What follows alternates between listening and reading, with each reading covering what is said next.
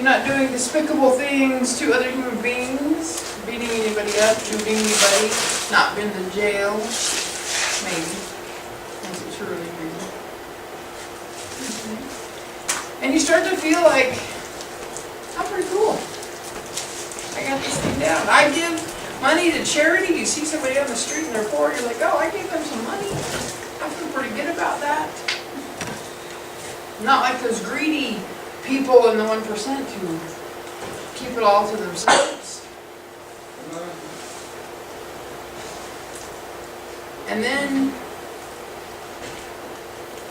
at the end of the day, thinking back on the day, you realize, I should not have said what I said to that person. Or maybe I should not have done what I did. Hi, welcome to my end. And then you start to realize that maybe you're not perfect.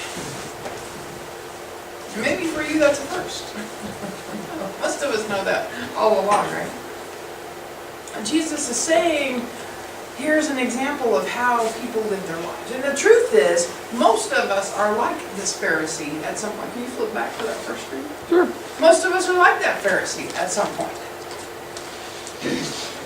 We feel all respectable and cool, and we're doing this good stuff, and we're going to church, and we're doing what we're supposed to be doing, and we're paying our taxes, and we're doing, community service stuff, and we're being good to people and that sort of thing. And we're like, hey God, did you notice? Got it going on here. Of course God knows that. But here's what God seeks rather than that. Is this tax collector, who realizes it's not that stuff that matters. It's humility that matters. It's knowing that you're not perfect and that we can always be better that matters, because here's the thing.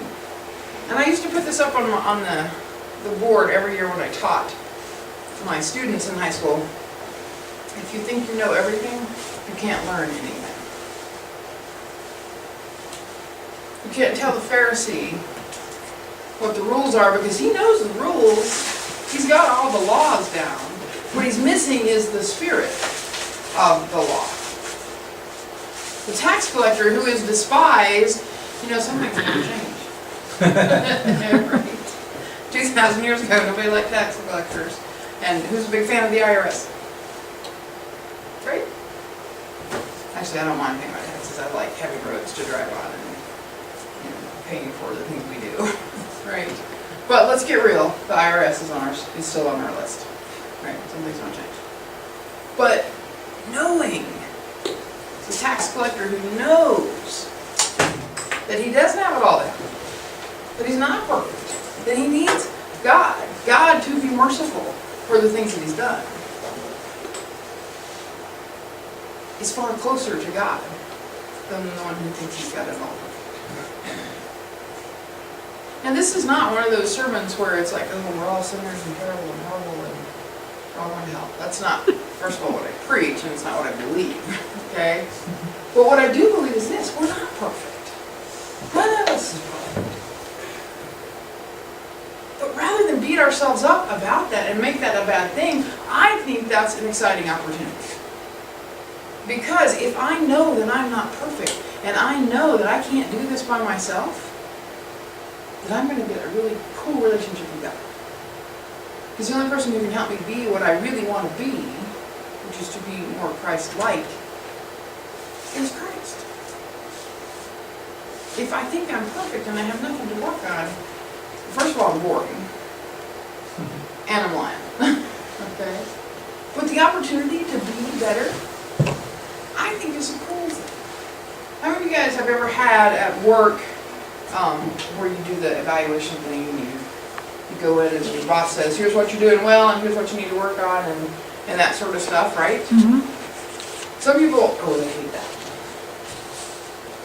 And I think the reason that a lot of people hate that is they grew up in churches where it's like, ooh, scum of the earth people, worms. Worm theology is what they call that, right? And a lot of people grew up with worm theology, where you're never good enough. It's never okay. You're never gonna be worthy of God's love. That is so not what I believe. What I believe is that those evaluations, which is what I think Scripture is a way to see what can we do better at. Because no matter how good you are at your job, you can always do something better, right? Mm-hmm. And I think that's a good thing, that we want to be better people, right? And I think the Scripture is our job evaluation of God. God's saying, there are so many things about you that I love that you can't even imagine. And we have to get that part of the evaluation. Because if we don't, the second part doesn't really matter. We all know that we have things to work on. And Scripture gives us guidelines for doing that. Being compassionate to